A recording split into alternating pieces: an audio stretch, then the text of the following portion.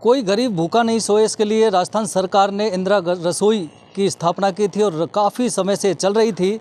जिसका रेस्पॉन्स भी अच्छा आ रहा था। लेकिन राजस्थान तक ने विगत 23 दिसंबर को इस इंदिरा रसोई में चल रहे घोटाले का खुलासा किया था।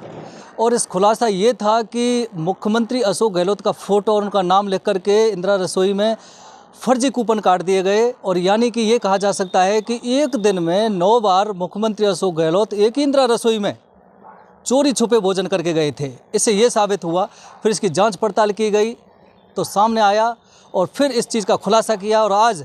क्योंकि उस समय जो संयुक्त शासन विभाग है उसके निदेशक ने जब ये घोटाला पकड़ा भरतपुर की इंदिरा रसोई का, तो उन्होंने नगर निगम को नोटिस जारी किया और वहाँ के बाद कार्रवाई की गई। और फिर राजस्थान तक ने जब इस खबर को कल प्रमुखता के साथ चलाया तो उसके बाद अब स्थानीय नगर निगम ने इस पर फैसला करते हुए एक पीआरओ द्वारा प्रेस नोट जारी किया है और लेटर जारी किया है। उसमें कहा गया कि स्वास्थ्य शासन विभाग द्वारा जो निदेशक द्वारा जो लापरवाही इंदिरा रसोई का सामने आया है, जो घोटाला सामने आया है, उसमें जो संस्था 2 इंदिरा रसोई चला रही थी उसको ब्लैक लिस्ट कर दिया गया है और उससे जो अनुबंध है उसको ख़त्म कर दिया गया है। राजस्थान तक की खबर के बाद ये असर हुआ है और स्थानीय जो प्रशासन है नगर निगम वह भी जागा है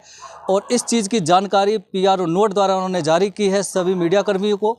इसके अलावा बता दें कि जो कार्रवाई की है नगर निगम ने उसमें ये लिखा हुआ है प्रेस नोट में, ऑर्डर में, कि ये जो संस्था चला रही थी 2 इंदिरा रसोई चला रही थी अलग अलग, और उसमें 43 फर्जी कूपन, खाना खाने के 41 फर्जी कूपन काटे गए जो सामने आए जांच में। और एक कूपन का 2,000 रुपये के हिसाब से पेनल्टी लगाई, यानी कि इस संस्था पर कुल 86,000 रुपये की पेनल्टी लगाई गई है और उसको दंड दिया गया है, पुनिश किया गया है, ब्लैक लिस्ट किया गया है। आप समझिए कि ये कितना बड़ा इंदिरा रसोई में घोटाला सामने आया था। और जानकारी में ये भी कि जब अशोक गहलोत मुख्यमंत्री के फोटो और नाम का दुरुपयोग इंदिरा रसोई संचालक कूपन काटने में कर सकते हैं, तो आम आदमी के कूपन काटने में वो कितना घोटाला कर रहे होंगे, ये भी एक जांच का विषय है। और जानकारी में ये भी है कि न केवल ये इंदिरा रसोई बल्कि ज़िले में जितनी भी इंदिरा रसोई संचालित हैं उनमें भी इसी तरह का घोटाला चल रहा है। हालांकि जांच की ज़रूरत है, सब कुछ सामने आ जाएगा। देखिए, खास बात हम ये बताएं कि अशोक गहलोत का फ़ोटो और नाम का उपयोग करते हुए जो फर्जी कूपन काटे गए और पैसे ठगे गए इंदिरा रसोई संचालक ने, यह घटना दरअसल अभी सामने आई है जिसका खुलासा राजस्थान तक ने किया है। लेकिन 1 महीने पहले भी इसमें एक चीज़ और सामने आई थी अनियमितता कि इसका जो इंदिरा रसोई का खाना इसी संस्था की द्वारा संचालित इंदिरा रसोई में जो खाना बनाया जा रहा था, दाल, उसमें दाल नहीं थी, पानी था, इसका खुलासा भी हुआ था। फिर उसके बाद जिला कलेक्टर आलोक रंजन अपने अधिकारियों के साथ उसी इंदिरा रसोई में जाते हैं और फिर वहाँ मीडिया कर्मियों को बुला करके फ़ोटो खिंचवाते हैं और फिर बयान देते हैं कि जो भी किसी चैनल ने चलाया है, जो आरोप लगाया है इंदिरा रसोई पे, ये फर्जी आरोप था। बल्कि हमने अब यहाँ बैठ करके खाना खाया है, खाना बेहद स्वादिष्ट था। जिला कलेक्टर जिस इंदिरा रसोई के खाने को स्वादिष्ट बताते हुए मीडिया कर्मियों को फ़ोटो डाल रहे हैं, पीआरओ नोट द्वारा प्रेस नोट डाल रहे हैं, वह उसी इंदिरा रसोई का घोटाला आज सामने आया है जिसने मुख्यमंत्री अशोक गहलोत के फ़ोटो और नाम का उपयोग करते हुए खाने के कूपन काट डाले थे। और एक दिन में ही 9 बार खाना खाने के कूपन काट डाले थे मुख्यमंत्री के नाम और चेहरे के आधार पर। तो समझ सकते हैं कि ये जो घोटाला है इंदिरा रसोई में चला है और जो खुलासा राजस्थान तक ने किया है, इस इंदिरा रसोई में जो घोटाला है उसमें न केवल इंदिरा रसोई को संचालित करने वाली संस्था ही जिम्मेदार है,